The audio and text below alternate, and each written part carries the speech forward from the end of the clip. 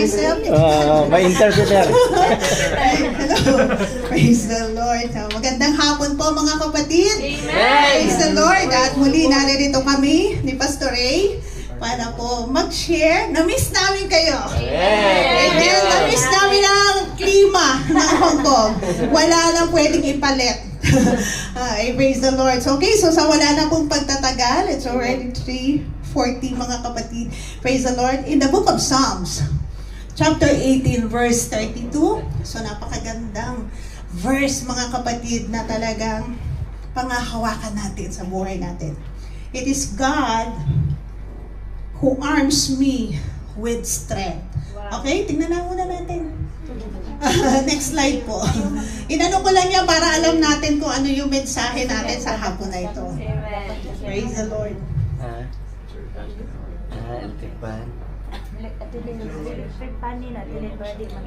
In the book of Psalms, chapter 18, verse 32. Okay, sabi po dyan, it is God who arms me with strength and keeps my way secure. Sa ibang version, mga kapatid, ang sabi po dyan, sa Tagalog, binigyan ako ng Diyos ng lakas at ginagawa niyang perpekto ang aking daan. Sabi doon, ang Diyos na nagbibigay sa akin ng kalakasan, ang Diyos ang yumayakap sa akin ng kalakasan, nagpapasakdal sa aking lakad. Amen. So I would like to preach this morning, this afternoon, mga kapatid, to share with you, God arms me with strength. Another book. So God arms me with strength. Binibigyan ako ng lakas ng Diyos. Shall we all pray mga kapatid? Dear Lord Jesus, we come to you once again. Praise the Lord. Sa iyong presensya, Panginoon. Salamat po. Kaninang umaga, nararamdaman na namin ang pagkilos mo.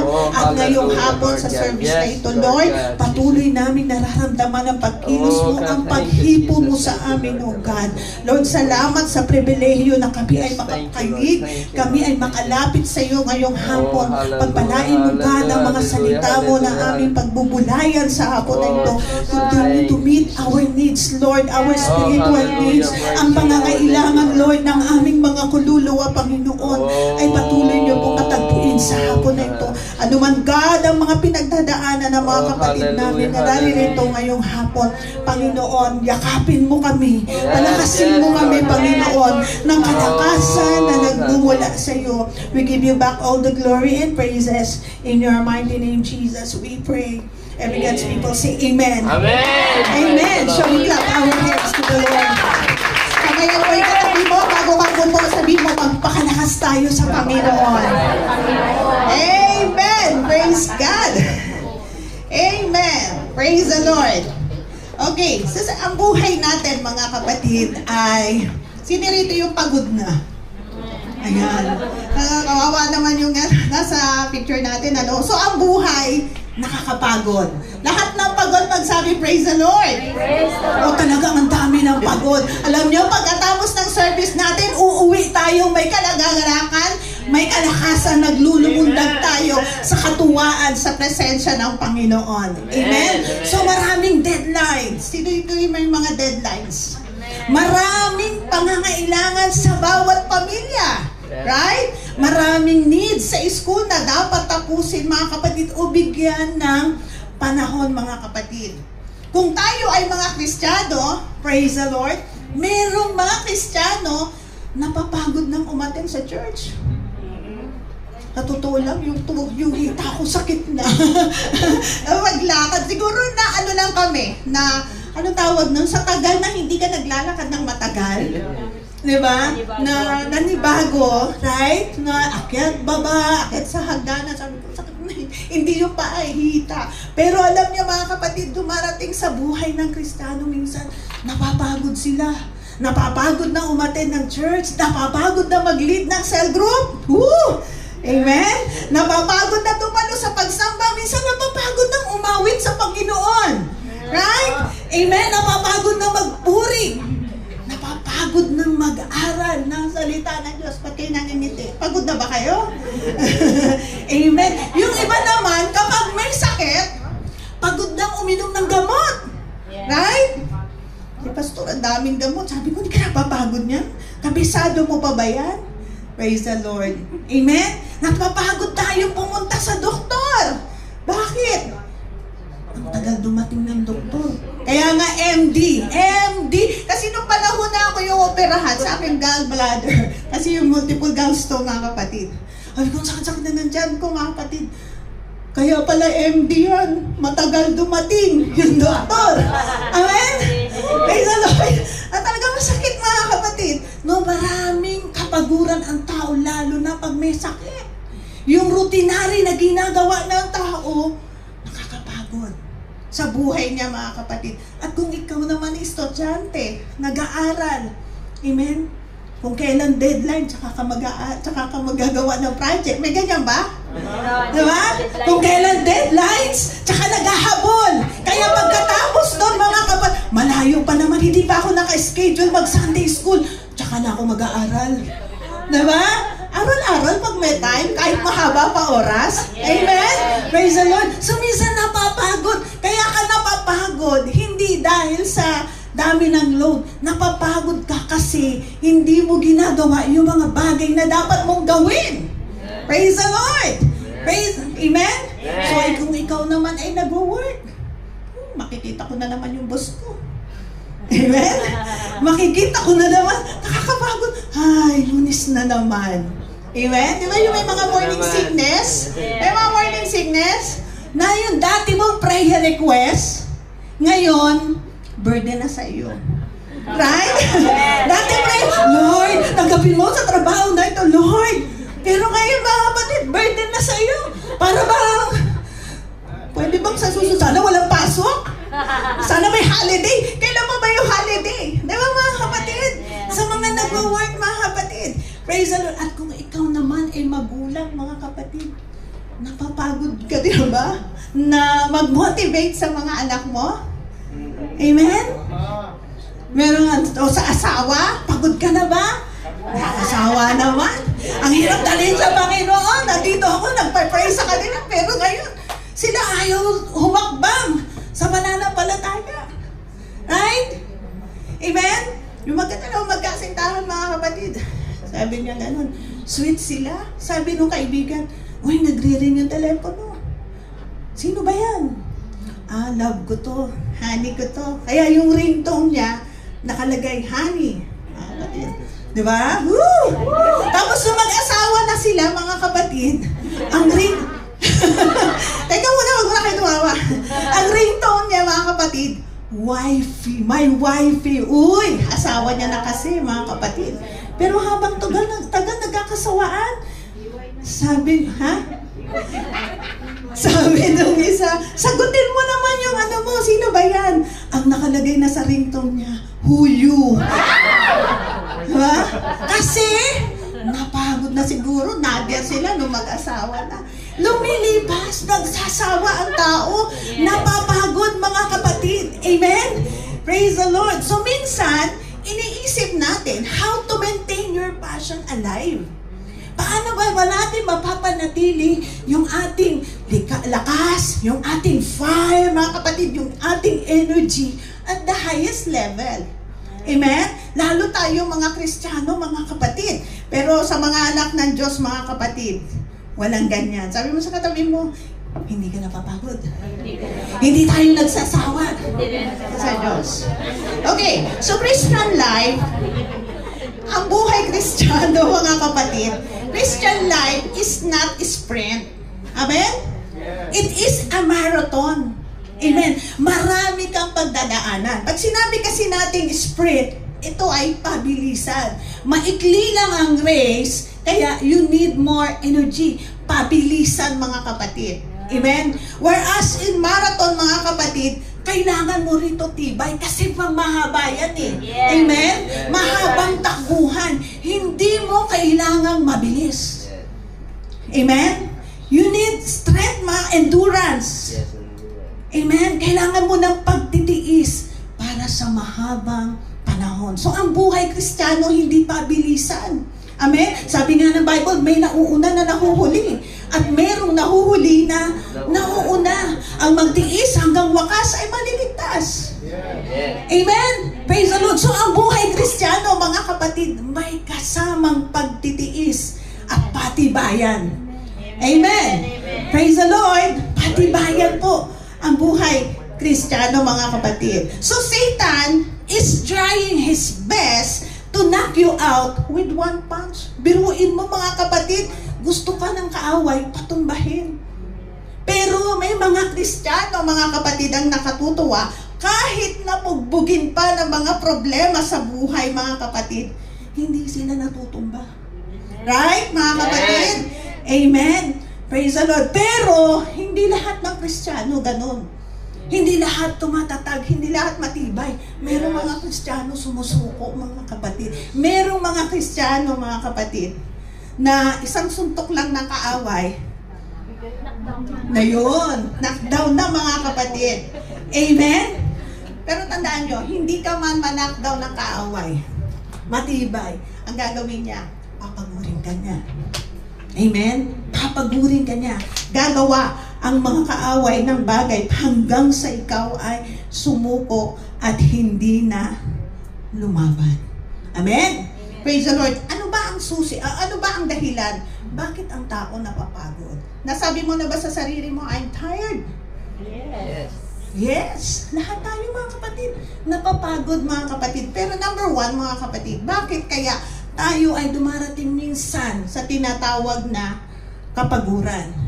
Number one, set priorities for your task. Hindi pina-priority yung mga bagay na dapat gawin. Dapat bilang Kristiyano, inaayos po natin yung mahahalagang dapat nating gawin. Prioritize your priorities. Putting first things first. Amen? So, inahin natin yung mga bagay na dapat unahin, mga kapatid. Ang sabi po ng isang article, mga kapatid, tuloy lang po yung ang common characteristic na meron sa mga successful people have an attitude of putting first thing first.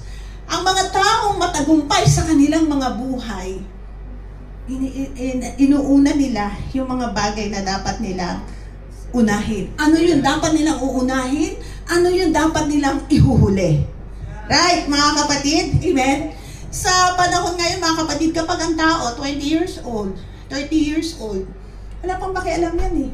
Ang sasabihin nila, mahaba pa yung oras ko. Amen? I still have more time, no? Parang ang dami-dami mo pang oras na natitira. Amen? Praise the Lord, no? Palayo pa naman deadline, matagal pa, naka-schedule. Ibig sabihin, marami ka pang, sabihin natin, oras, marami ka pang panahon. Hindi ito yung panahon na dapat ako nagmamadali. Amen? Kaya pandinin mo yung mga tao na edad 20 to 30, okay lang sa kanila eh. Right? Relax lang, mga kapatid. Amen? Pero kapag umabot na sila ng 60 years old, mga kapatid, kumukulubot na yung balat. Praise the Lord.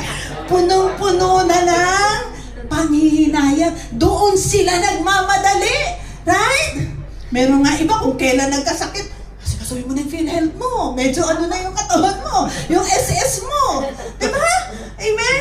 Na kung minsan, ganun ang nangyayari. Nagmamadali sila. Kaya ang nagiging resulta sa pagmamadali, napapagod. Amen? Hindi yun sa dami ng mga bagay na dumarating sa buhay, kundi hindi mo na pa-priority, ipa-prioritize yung mga dapat mong unahin sa buhay mo. Right, mga kapatid? Na sinasabi mo, bata pa ako, matagal pa ako mamamatay. Hindi. Sabi nga ng Bible, teach us to number our days. No? Turuan mo kami na bilangin namin ang bawat oras ng buhay namin. At sabi po ng 90, verse 12 ng Psalms, mga kapatid. Amen? So tinuturuan tayo na pahalagaan ang bawat oras sa buhay natin. Ano ba yung dapat nating unahin? Kayo po mga OFW. Diba? Pahalagaan nyo, unahin nyo yung dapat unahin. Pamilya. Right? Amen. Amen. Finances na pagtanda nyo. Sabi ni Pastor Ray, pagtanda ako, may pambili ako alaksan. O, di ba? Nagpa-pension na po, dapat binibigyan. Sabi niya, hintayin mo na mag-ano ka, 60. Ha? Gano'n ha?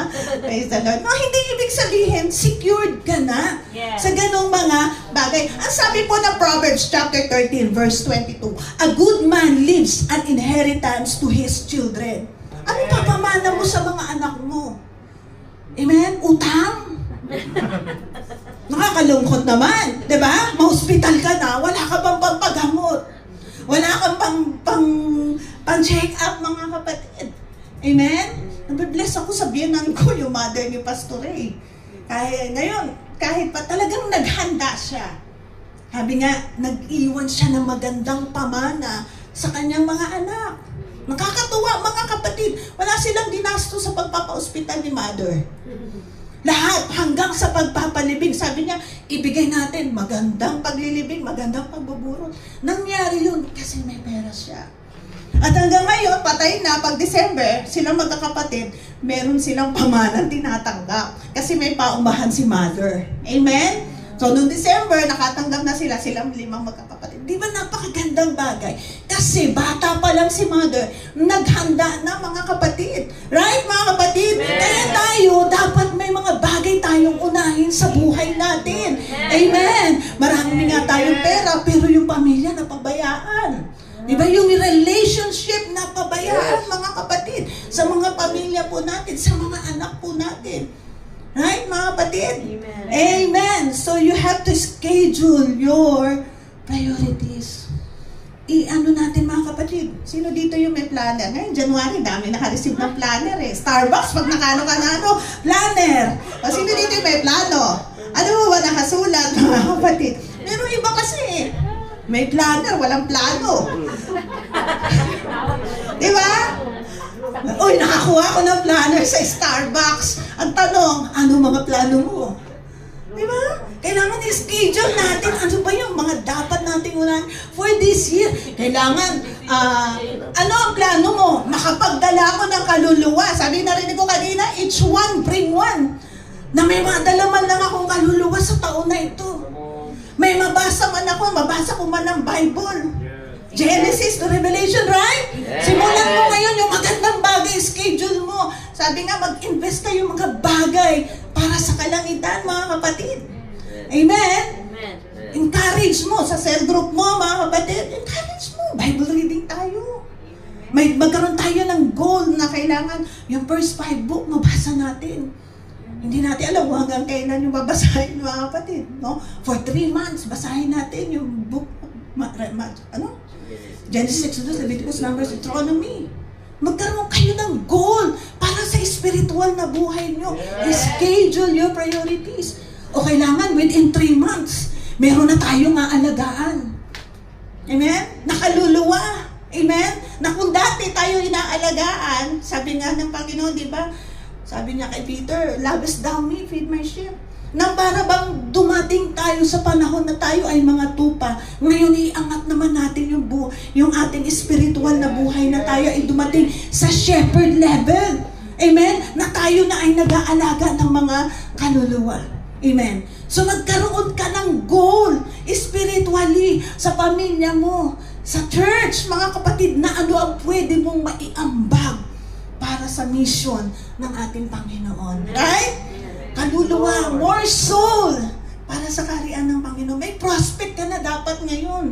May gagawin ka na para sa evangelism nyo, mga kapatid. Na para pagdating na anniversary, may bisita ka.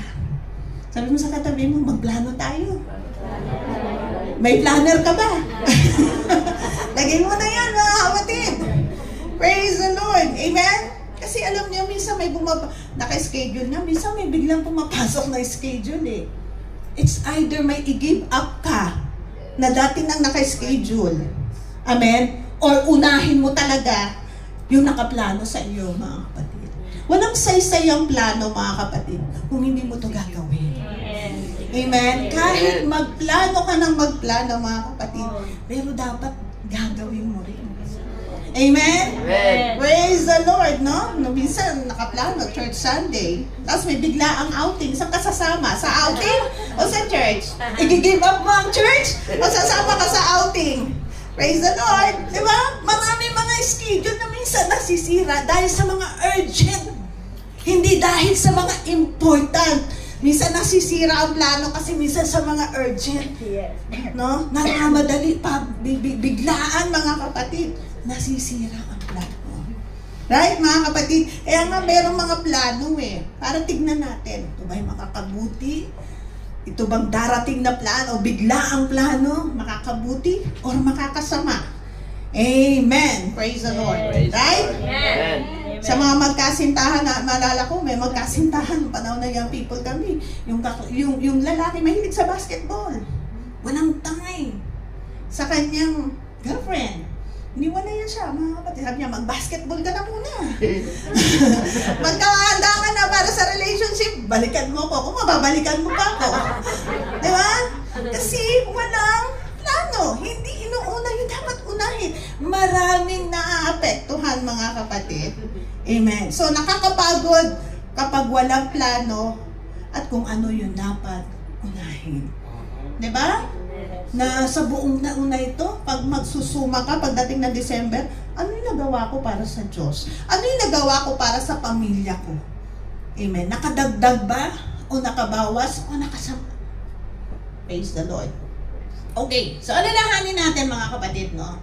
When Jesus, mga kapatid, visited Martha and Mary, sa istorya sa Bible, mga kapatid, sabi po doon si Jesus, nang dumalaw mga kapatid, sa tahanan ni Martha at ni Mary, mga kapatid, no? Ano yung unang ginawa ni Mary?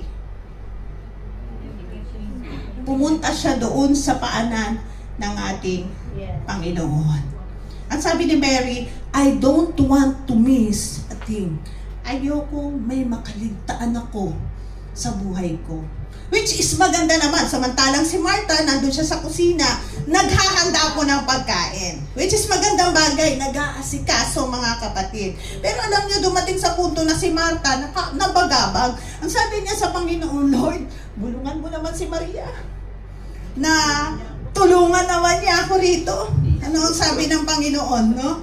Martha, you're so troubled, too busy, so distracted, overly occupied, and worried about many things. Masyado kang nag-aalala. Masyado kang nababahala sa maraming bagay. But one thing is needful, and Mary chose what is needful. Kaya alam natin, mga kapatid, sa buhay natin, kung ano yung dapat nating gawin. Ito ba'y makakalugod sa Diyos? Ito ba'y makakaayos sa ating pamilya? Amen? Sabi doon, mas pinili ni Maria ang mabuting bagay. Di ba napakasarap pakinggan nun, mga kapatid, na ang galing naman, ang ganda ng ginawa mo. Amen? Praise the Lord. Sa panahon kasi ngayon, mga kapatid, pag workaholic ka, mas lalo kang hinahangaan. Ang galing naman niya, ang sipag naman niya. Diba? Yung mga tao na ganyan, na grabe yung pagiging successful niya, workaholic siya. Amen. Napakasipag niya. Praise the Lord. Hangang-hanga tayo dun sa mga taong workaholic. Pero hindi natin alam, sa likod nun, gusto na nila sumuko. Right? Hindi balik tama lang, hinay-hinay lang. Huwag natin masyadong madaliin. Amen? Kaya nga may plano para na alam natin kung ano yung mga susunod na dapat po nating gawin, mga kapatid. Palakpakan natin ang Panginoon. Right, mga kapatid? Unahin natin yung dapat natin unahin. Amen? Nang hindi tayo masyadong nagmamadali. Nang hindi tayo masasabi, wala na akong oras. Pero hindi, 24 hours tayo binigyan ng Panginoon. May oras, mga kapatid. Hindi mo lang alam kung ano yung uunahin mo. Right, mga kapatid? Lalo tayo, mga kapatid, nandito hanggat malakas tayo. Yes, ipon-ipon pag may tayo. Amen? Mag-ipon tayo para sa pamilya kasi hindi habang panahon nandito po tayo. Right? Hindi habang panahon, mga kapatid, na malakas ka. Amen? Magbigay ka ng panahon naman sa sarili mo. Praise the Lord. Number 2, ano pong kailangan? Bakit napapagod ang tao? No? Kasi ayaw niyang magpatulong. Right? Let others help you. Sabi mo sa katabi mo, magpatulong ka.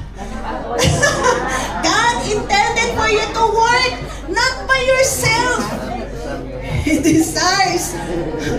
Tulungan mo ako magbayad sa utang. Kasama ba yun? Ay, baka naman mahirap yun, mga kapatid. No? Praise the Lord. God intended for you to work not by yourself. Yes. Amen. He desires for you to have a companion. Naririnig ko si Pastor Richard, sabi niya, noon, ikaw na gitarista, ikaw na nagda-drummer, ikaw na Sunday school, ikaw pa magpipreach. Pero ngayon, mga kapatid, salamat sa Panginoon. May mga katuwang na sa loob ng iglesia. Nagpapadala ang Panginoon ng mga musician. Nagpapadala ang Panginoon ng mga marurunong kumanta at umawit. Amen. Amen. Sabi ni Sister G, sabi niya, mga anak ko, hindi naman ano sa music eh. Hindi mo masabi, mga kapatid. Eh ngayon, nagsilaki na, nagagamit na sa ministry. Yes. I am blessed sa mga anak ko, ni Sister G at ni Pastor. Diba? Hindi ba kayo natutuwa, mga kapatid? Sabi nga ni Pastor Richard, mga dati eh, ako lahat eh. Di ba? Para siyang turumpo. Lahat ni... Pero ngayon, may katuwang na siya. Kaya pag si Pastor dumating, si Pastor sa bahay pa, Pastor, pero yung dito na yung mga anak niya. Kahapon, nagpunta kami, nauna yung mga anak. Di ba nakaka-bless? Yes. Amen? Sa church, may naiiwanan na kami. Yung panganay namin, mga kapatid, hindi kami nangangamba. Amen? So, hindi masama na magpatulong. Amen. Sabi ng 1 Peter chapter 5 verse 7, casting all your care. Sabi nga ng Panginoon, ilagak mo, huwag mong suluhin. Amen. Huwag mong i-stress ang sarili mo na mayroon namang mga kamay na pwedeng tumulong sa iyo. Amen. Right, mga kapatid? Huwag natin i-stress yung sarili natin. Huwag kang mahiya na mag-open. Kung nabibigatan ka, huwag kang mahiya mag-open sa pastor ng mga problema. Ang Sister G. Tama, sabi ni Pastor, bigat na nga eh. And the Sister G, yung mga leaders ng mga cell group, di ba? Mahirap naman na kimkimin mo yan. Walang kaalam-alam. Bakit naman ganun na nangyari, Pastor, sa member mo? Hindi ko alam. Diba? Parang nakakahiya yung pastor, hindi alam yung nangyayari sa kanyang mga nasasakupan. Nakakahiya po yun, mga kapatid. Tapos malalaman niya pa sa iba. Ay, wag po. Dito yung tahanan natin. Siya yung pinakatatay nyo. Kaya sa kanya po kayo magsasabi, wag niyong suluhin.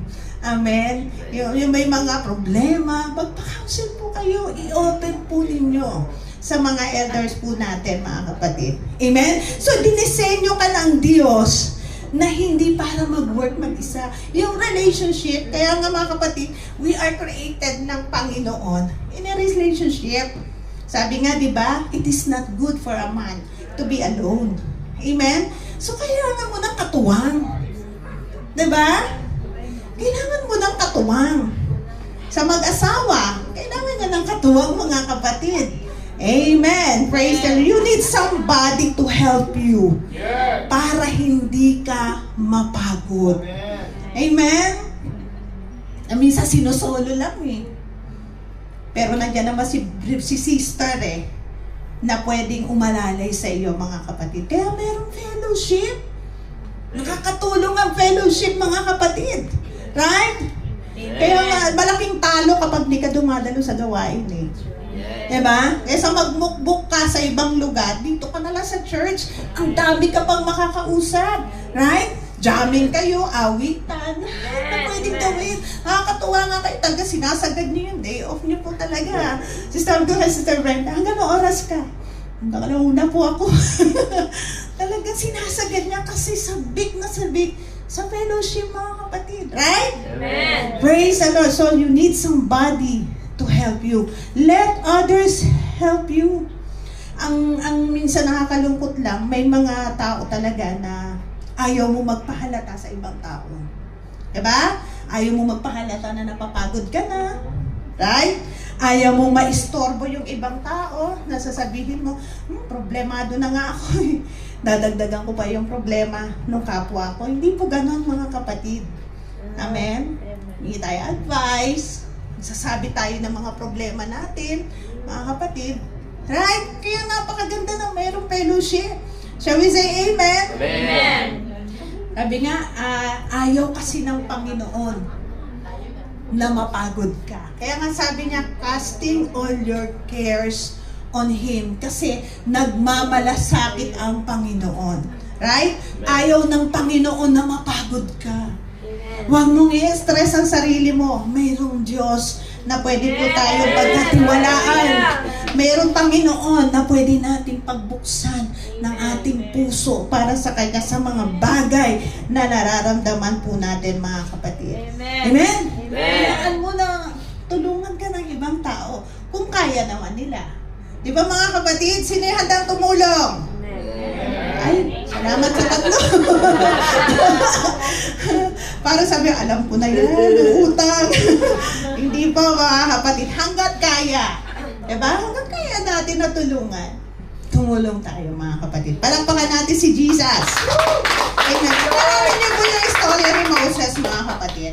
Diba? Nung lumabas sila sa Egypt, sa Exodus chapter 18, mga kapatid, sa 1.5 million, sabi po ng commentary, it says 1.5 million members ng Israelites ang lumabas doon sa Egypt, mga kapatid.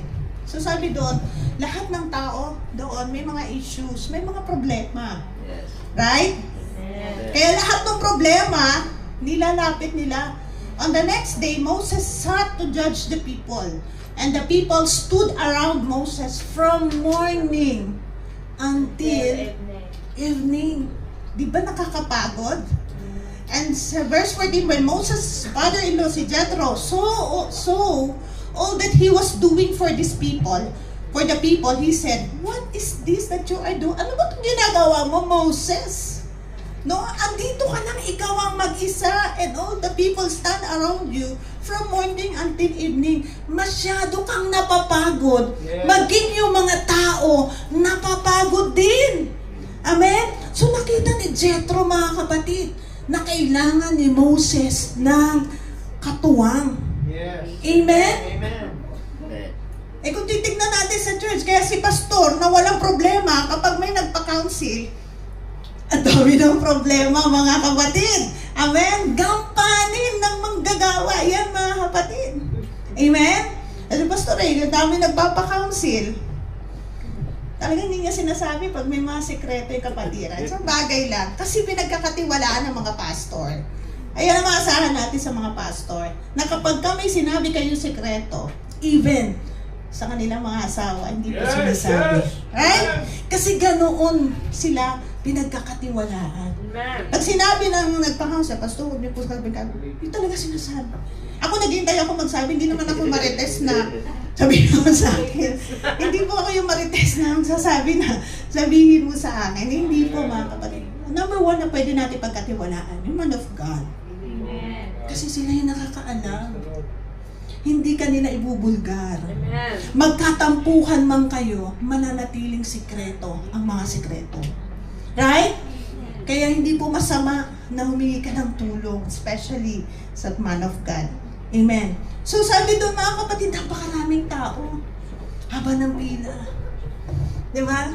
Siguro yung iba, schedule, 3 months ka pa, pumila ka muna. Di ba nagagalit tayo pag may nakapila, sumisingit?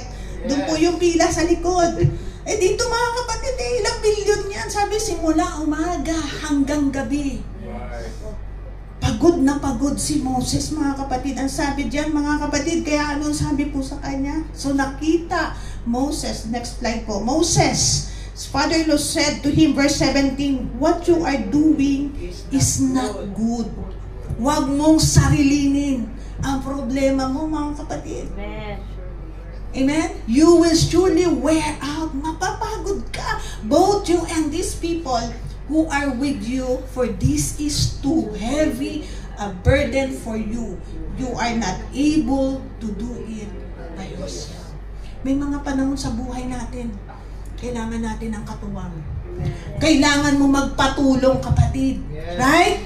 Kailangan mo ng makakatulong, mga kapatid, sa buhay mo. Amen! Praise the Lord! Kailangan mo ng leader na para magpapalago. Kailangan mo ng mentor. Amen. Kaya pag may cell group, attend po kayo. Kapag may leadership, attend po kayo mga kapatid. Amen. Para ikaw ay lumago. Hindi ka lalago pag ikaw lang mag-isa. Kailangan mo nang merong magtuturo sa iyo mga kapatid. Kailangan mo na merong magsasaway sa iyo. Kaya hindi ka mga dapat magalit. Tama po ba? Amen. Na minsan na sasaway tayo, wag po tayo magalit. Amen. Tanggapin natin ito bilang aral at turo para sa atin. Para sa iyo yan, kapatid. Amen. Amen. Gutom na ba kayo? Praise the Lord. Inaantok na ba kayo mga kapatid? So, hindi po maganda mga kapatid. Tapos, sabi doon, hindi pa rin natuto sabi natin, baka natuto na rin si Moses. Pero sa Numbers 11:14 to 15, nagreklamo na naman ang mga Israelites. Siguro ito, nadagdagan na yung bilang kasi nanganak na yung mga di ba, yung mga taga-Israelite, nanganak na, dumoble siguro. Eh sabi ni Moses, I cannot carry all these people by myself. Walang kadala-dala mga kapatid si Moses. The burden is too heavy for me. Marami nang nagre-reklamo. Moses, sa Egypt, ang daming karne. Kami nga, puro karne kinain namin kami na pastor. Pero masarap. Naubos namin mga kapatid. If this is how you're going to treat me, sabi niya, patayin mo na ako. Amen? Kasi tinuruan na siya eh. Hindi pa rin natuto. If I have found favor in your eyes and do not let me face my own ruin. Amen? Sabi niya, hindi ko na kayang dalhin. Nahihirapan na ako. Sa mga leaders, hirap na po ba kayo sa member nyo? Tigas po ba ulo? Amen? Walang nagdi-disciple, napapagod ka na. Ako lang nagdi-disciple. Ako lang yung nagdadala ng pagkain. Tapos nakain lang ng kain. Sorry mo. Walang ambag. Wag naman po. Sabi natin wag ganun. Magdala ka naman. Amen? Minsan, sabi ni Pastor Ray, dukot-dukot naman pag minsan. Diba? Minsan naman, wag kayong puro palibre. Tama? Mabigat din pag isa lang gumagastos. Kaya nga sa church, mga kapatid, kapag ka merong mga project, hindi mo pwedeng iasa, ay mayaman naman siya na lang ang magbuno ng mga hindi ganon mga kapatid. Amen. Sa bawat proyekto sa church, mga kapatid, bawat isa, sama-sama. Amen. Maganda yung sama-sama, hindi mo po pwedeng isa lang. O may kaya naman siya, may business naman siya, maganda, may sasakyan, maganda. Hindi ganon kapatid. Amen. Alam mo, matutuwa ka sa bawat proyekto sa church. Uy, ang bag ko dyan, isang tiles, 2 tiles. Ganon sa church, mga kapatid. Di ba matutuwa ka na may ambag ka, may tulong kang nagawa sa loob ng church? Hindi lang isa ang nagsakripisyo, buong kongregasyon nagsasakripisyo. Alam mo mga kapatid? Kaya pastor hindi nahihiya eh. Kaya bawat kami, hindi kami nahihiya pag may proyekto sa church. Lahat talaga nagpaparticipate. Amen. Hindi kaya ng pastor. Hindi niya pwede magturo. Ikaw, may business ka, ikaw sumagot nito. Hindi kami ganon. Amen. Sabi nga, yung mga maliliit nga, yun ang mas malaki mag-ambag. Yung pa nga nagsasakripisyo, mga kapatid. That's true, di ba? Minsan kakainin na lang nila, para sa gawain ng Panginoon, pastor. Di ba, mga kapatid? So maganda, sama-sama, tulong-tulong, tulungan natin. Lalo sa church, tulungan natin si pastor, tulungan natin ang pamilya ng pastor. Amen. Amen. Tulungan mo po ang leader mo. Kung ikaw ay member ng cell group, tulungan mo si leader. Amen. Amen. Praise the Lord. So ikaw naman, magpa-mentor ka, kailangan mo nang magtuturo sa iyo. Kailangan mo ng tao na magpapalago sa iyo. Amen. Praise the Lord. Kailangan mo ng tao na magtuturo kung ano yung dapat mong gagawin. Amen. Praise the Lord. Palagpakan natin ang Panginoon. Amen. Praise the Lord. Okay. Okay, next mga kapatid, laktuan na natin. And number 3, wait, ang bilis ng oras, And number 3, last mga kapatid, minsan napapagod tayo dahil hindi tayo marunong mag-priority sa ating mga dapat unahin. Pangalawa, sinasarili mo, ayaw mo magpatulong. Pangatlo, mga kapatid, na po yun, God wants you to rest. Gusto ng Panginoon, magpahinga ka. Napapagod ka? Sabi nga, kapag ka sa church, maraming tulog, huwag yung gisingin, bigyan yung kumot. Diba? Huwag yung gisingin. Kasi dito na, sabi nga ni Pastor kahapon, nakakatulong tayo sa kanila. Kasi mo, sa church, ang himbing ng tulog, gumagano mga kapatid. Kasi sa bahay, hindi sila makahilik mga kapatid. Dito, napakahimbing mga kapatid. Kailangan nila ng rest. Praise God. Sabi doon mga kapatid, no? Isa sa patibong ng kaaway mga kapatid ay yung papagurin ka. Amen? Isa sa patibong niya is a snare of burnout. Papagurin ka mga kapatid. Naranasan nyo, nakatulog ka ng mahaba, 9 hours, 10 hours, pero pagising mo, pagod ka pa rin. Diba? Siguro yung isip mo, no? Sa pagdating sa church, hindi ka makangiti. Ngiti naman kayo mga kapatid. No? Kasi ang daming problema pinagdadaanan mga kapatid. No? Kasi gusto ng Panginoon na mag-rest ka. Kasi ayaw ng Panginoon na isang araw, gigising ka sa umaga ng mga kapatid na wala ka ng passion. Amen? Diba? Minsan tulog lang kailangan, minsan pahinga lang eh. Kilala niyo si Elijah ba yun? Elisha? No? Elijah? Na papapatayin na ni Jezebel, mga kapatid. Sabi niya, Panginoon, ako na lang natitirang propeta. Patayin mo na ako. Pero nung ginawa ng anghel ng Panginoon, pinatulog lang siya, pinakain lang siya, pinagpahinga siya. Kasi pagkagising niya ng kinaumagahan, mga kapatid, may bagong lakas na naman siya. Amen? Baka tayo mga kapatid, ganun, sa sobrang dami ng iniisip natin, baka kailangan mo lang ipahinga. Right? Baka kailangan mo magpahinga mga kapatid. Amen? Kasi ayaw ng Panginoon na isang araw gigising ka, wala ka ng pag-asa. Amen? Gigising ka kapatid, napupunta ka sa church, malungkot ka pa rin, walang sigla. Sabi ni David, I was glad when they said that to me, oh, let us go into the house of the Lord. Amen? Na gusto ng Panginoon na paggising mo sa umaga, panibagong araw, pasasalamatan mo ang Panginoon. Natulog ka, may problema. Paggising mo, kahit may problema ka kapatid, malakas ka pa rin. May panibagong lakas ka. Yung passion, yung fire mo na paglilingkod sa Panginoon, gusto niya ganun ang mangyari sa iyo kapatid. Amen? Papasok ka sa trabaho, hindi mo sasabihin, Lunes na naman, nakakatamad. Amen? Natatawa ko sila. Diba? Lunes na naman. Diba? Marami tayong ganyan. Sasabihin ng estudyante, sana walang pasok. Diba? Sana sa susunod na yung passing nung ano.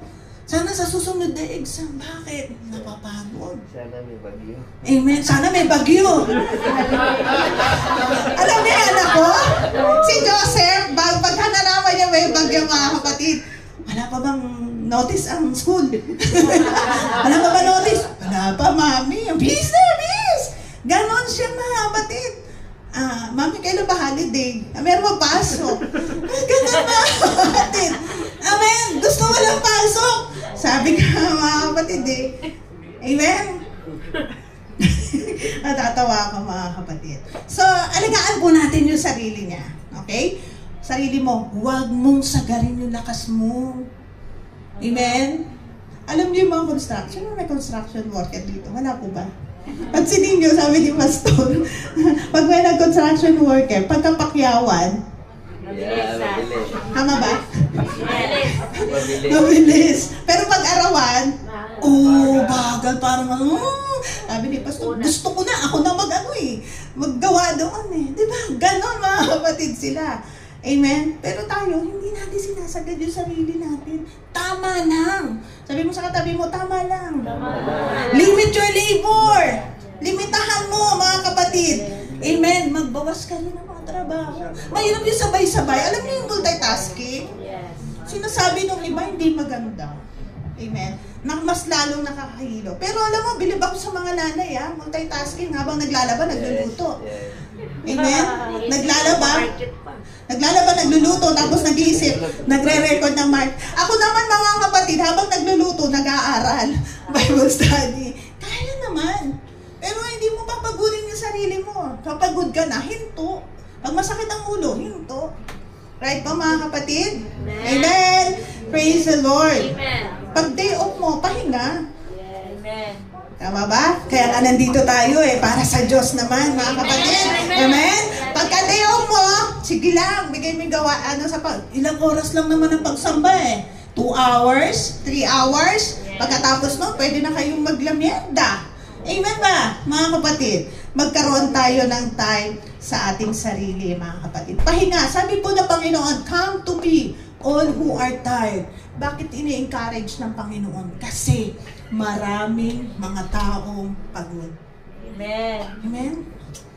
From carrying heavy loads, and I will give you rest. Even ang Panginoon, mga kapatid, ini-encourage tayo. Anak, magpahinga ka. Ini-encourage niya tayo, mga kapatid. Come to me, lumapit kayo sa Kanya, mga kapatid. Kayong mga napapagod. Kasi maraming nakikita ang Panginoon na mga taong pagod, mga kapatid. Amen? Amen. It's okay to be tired. It is not okay to stay tired. Okay lang na mapagod. Pero hindi okay yung manatili kang pagod sa buong buhay mo, kapatid. Amen? Praise the Lord. Hindi man tayo Superman. Hindi man tayo Superwoman, mga kapatid. Napapagod din tayo. Amen? Even yung malalakas, even yung mararunong, sabi nga mga kapatid, yung mga galing, nangangailangan din ng tulong. That's right? Amen. Tayo rin, mga kapatid. Amen? Okay lang na mapagod. Pero hindi okay yung manatili kang pagod sa buong buhay mo. Amen. Season lang ng buhay yan, mga kapatid. Pero lumilipat. It will come to pass. Amen. Tandaan mo, kapatid, hindi habang panahon problemado ka. Hindi habang panahon ganyan ang kalagayan mo. May panahon, mga kapatid, tataas ka ng Panginoon. Amen. Hindi habang panahon. Kaya nga sabi ng Panginoon, He makes me lie down in green pasture. No? Pinahihiga ako ng Panginoon sa sariwang pastulan. So gusto ng Panginoon talaga mag-rest ka. Ang dami kasi natin battle sa buhay. Pagod ka na ba? Sa battle mo sa buhay, mga kapatid. Amen? No? Kasi minsan pagkapagod ka, problemado, minsan wala ka sa mood. Hindi ka makausap. Amen? Iritado ka. Ayaw mo na kausap. Amen. Pero hindi ganun ang gusto ng Panginoon. Gusto ng Panginoon isang araw pagkatapos mo makapagpahinga, paggising mo sa umaga, bago na, mga kapatid. Right? Amen. Panibagong lakas ang ibibigay sa atin ng Panginoon, mga kapatid. Amen? Kahit tayo, magulang, sa mga anak natin, ayaw natin ipakita sa mga anak natin na pagod na tayo. Amen? Amen. Ayaw natin ipakita sa mga anak natin na problemado tayo. Bakit ka umiiyak? Lalo kang iiyak. No? Pinapakita natin na tayo ay matibay sa harap ng mga mahal natin sa buhay, mga kapatid. Amen? Kaya nga sabi ng Panginoon, He makes me lie down. Sabi po ni David, lie down. Pinahihiga ako ng Panginoon sa sariwang pastulan, mga kapatid. Amen? Praise the Lord. May mga leaders na ayaw ipakita sa kanilang members na pagod na sila. Kaya minsan, kayo mga members, tapikin niyo si leader. Kamusta po kayo? Yakapin mo si leader. Baka maraming problema at pagsubok po yan. Si pastor, si pastora. Amen. Baka maraming pagsubok na meron po sila, mga kapatid. Kasi, alam nyo, sa karamihan ng mga pagod, minsan, gusto na natin sumuko. Yes. Praise the Lord. You are really afraid to admit sa mga friends mo that you are really empty. Minsan, gusto na natin sumuko. Amen? Pero encourage tayo ng Panginoon. Huwag kang sumuko. Amen. Amen? Huwag kang sumuko. Huwag mong sukuan. Pagod ka na sa mga anak mo, kasasaway, huwag mo sila sukuan, kapatid. Pag-pray mo pa sila. Pagod ka na sa asawa mo, pagod ka na dahil nagtatrabaho ka para walang nangyayari. Huwag mong sukuan ang mga mahal mo sa buhay. Dito po ako magtatapos, mga kapatid. In the life of David, mga kapatid, bago po siya i-anoint ng Panginoon. Sabi po dyan, in the middle of his journey, nagselo sa kanya si King Saul, mga kapatid. Then he's running for his life. Ang sabi po ng commentary, it took him 15 years of waiting. Magmula nang i-anoint siya to the throne bilang hari. Pero alam niyo mga kapatid, sa 10 years, yung 10 years, sa 15 years, mga kapatid, na ginugol niya mga kapatid, nagtatatakbo siya, nagtago mga kapatid sa disyerto, nagtago sa kuweba, amen, dahil si King Saul gusto siyang patayin. Yes. Kaya kung babasahin natin ang buhay ni David, nakakapagod. Amen? Napapagod siya mga kapatid.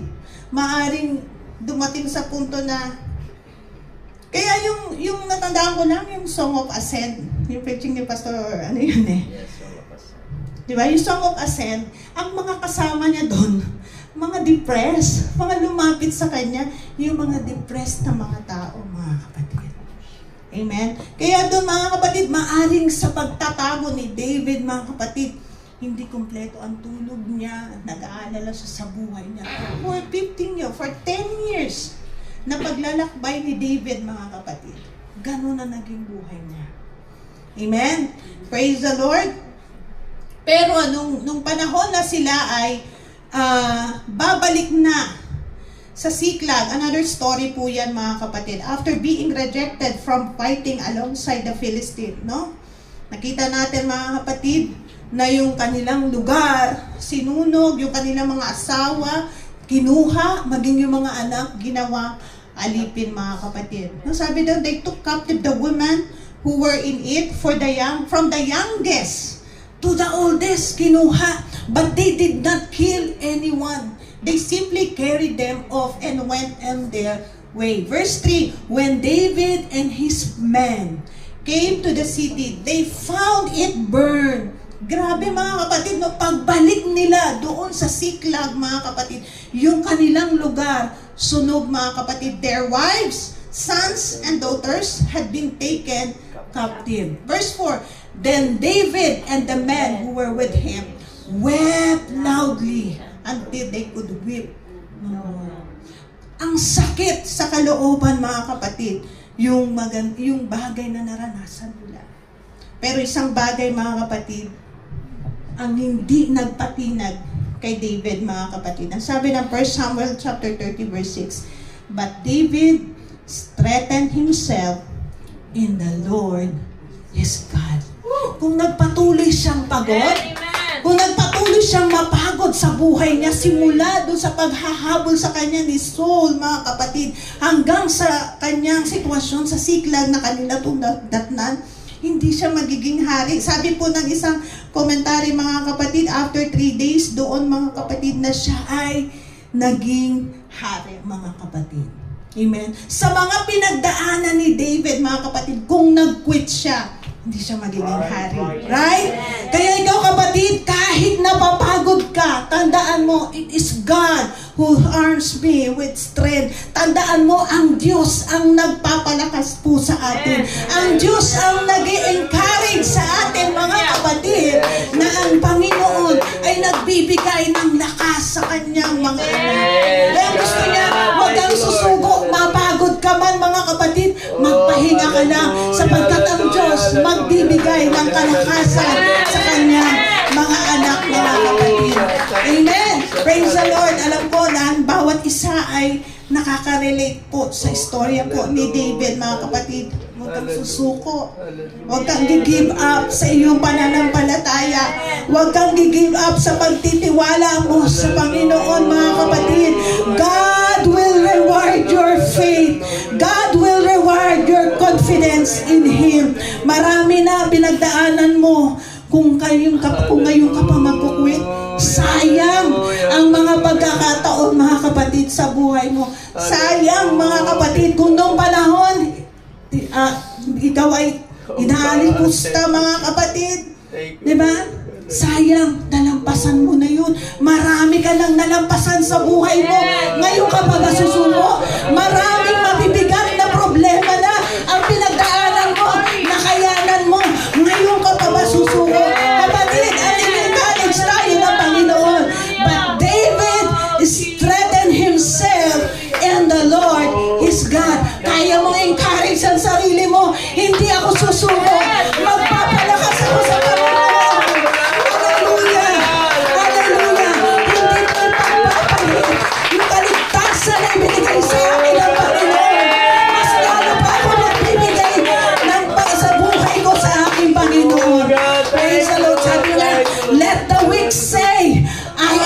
strong. Nangihina ka mga kapatid, mas lalo mo palakasin ang iyong sarili sa Panginoon.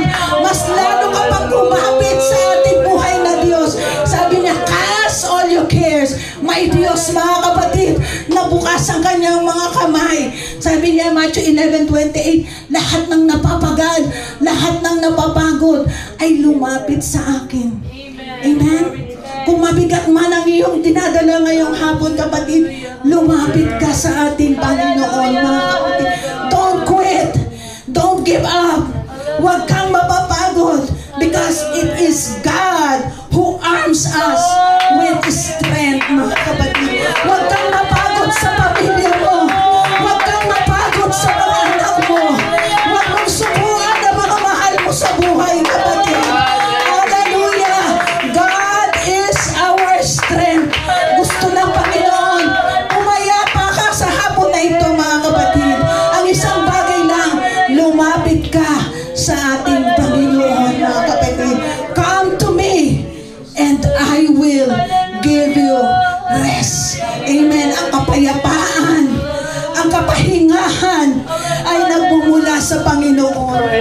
Praise the Lord. Pagod ka na ba, kapatid? Pagod ka na ba sa buhay mo, kapatid, sa hapon na ito? May Diyos na nagpapalakas sa atin, kapatid. Hallelujah. Hallelujah, Lord. Naririto kami, Panginoon, ngayong hapon. Alam mo ang pangangailangan ng bawat isa, Panginoon. Alam mo ang nilalaman ng aming mga puso. Alam mo ang kabigatan na nararanasan ng mga kapatid ko sa hapon na ito. Panginoon, palakasin mo po sila. Ipadama mo, Lord, ang pagmamahal mo sa kanila sa hapon na ito, God. Hindi kami uuwi na tigang ang aming mga puso, Panginoon. Pagkus, Lord, ang kalakasan na nagmumula sa iyo, God, ay aming makakamtan sa hapon na ito. Hallelujah, aming sinusuko ang aming mga sarili sa iyo.